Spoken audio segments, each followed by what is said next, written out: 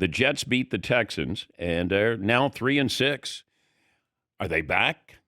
I don't know, but Aaron Rodgers seems to think that they are back.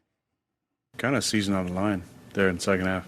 Obviously, we wouldn't have been mathematically eliminated, but mentally, to go to 2-7 would have been real tough.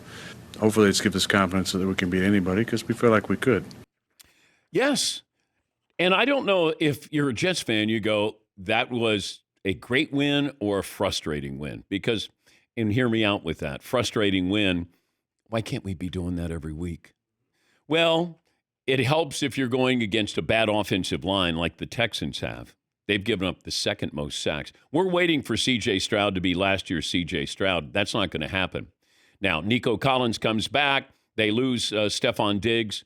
Mixon's been wonderful for them, but that is not a good offensive line. And the Jets, they got a pass rush, and they made him pay. The number of sacks, also the number of hurries, the number of hits that he took. The Jets should have won that by a couple of touchdowns. They were that much better. I'm going to take you back to Rex Ryan yesterday. Rex was on the show, final hour, and we talked about the Jets being favored by the Texans.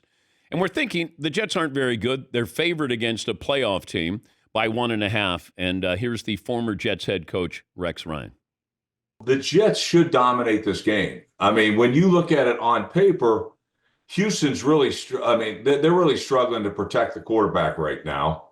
No Nico Collins. Now you don't have Diggs out there. So you got one receiver to throw to. So the defense should dominate for the Jets. And then on the flip side, you have all this talent over there. I mean, when Mike Williams is not even playing for you, you got Devontae Adams, you got Garrett Wilson, you got two great backs. On paper, Aaron Rodgers at quarterback, you should dominate this game. But you don't play it on paper. And that's why the spread is only 1.5 when it should be about, 7 or 8, it looks like.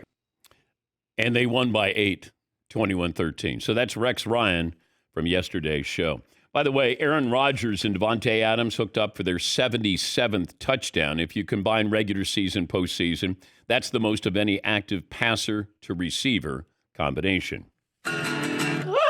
Ow! Stat of the day! Stat of the day! Stat of the day! Stat of the day!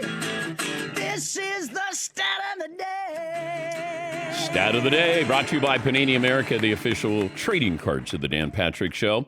877-3DP-SHOW, operator sitting by, Tyler taking your phone calls. Good morning. If you're watching on Peacock, you can see all of this unfold. If you want to see a man with one good eye and a flannel patch on his eye, you can tune in.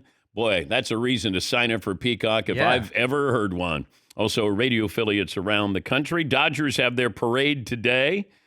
We'll discuss that. A lot of football coming up this weekend. Going back to the Jets, the reason why I think this is a frustrating win is they should be this team. They should be 5-4 at worst. They're 3-6. At 5-4, you're formidable. At 3-6, you're kind of like the Bengals. You have no room for error, and the Bengals should be a really good team. Now, you start to look at some of these teams. Are the Bengals a seller? That's what I want to know. You get to this point, the importance of this week's games on who's going to be buying and who's going to be selling. That's what I'm going to keep an eye on. So the Jets over the Texans, 21-13. They're now 3-6. Aaron Rodgers talked to Al Michaels and Kirk Herbstreit prior to the game, and they came away convinced that, yes, the Jets can run the table. Now, they're not going to win all their games. But let's say they did get on a roll. How many games could they conceivably win? If you've already got a 3-6 record, you have the margin for error is you got one more loss. That's it. Unless you think that you can get in with 9 wins. But let's just say on the safe side, you got to have 10 to get in. What's the Jets' schedule? I have the Jets at the Cardinals, host the Colts, bye week, Seattle Seahawks, Miami Dolphins, Jacksonville Jaguars, L.A. Rams. That's a lot of winnable games. Don't they have Buffalo? Then Buffalo, Miami. Yeah, they can win those. There's a games. lot of winnable games. See, that's why if they played just average football, they could have had at least 11 wins, I felt. That Denver loss, and we even talked about that, they would look back on Denver and go, that's why we didn't make the playoffs. Now, if they get lucky enough to have that conversation, then they will have salvaged the second half of the season. But you don't score a touchdown against Denver at home. Your field goal kicker normally trusted Greg Zuerlein. Now, they demoted him. But, you start to look at that division. It's not a good division. You lost to the Patriots. But can they do this? Yes.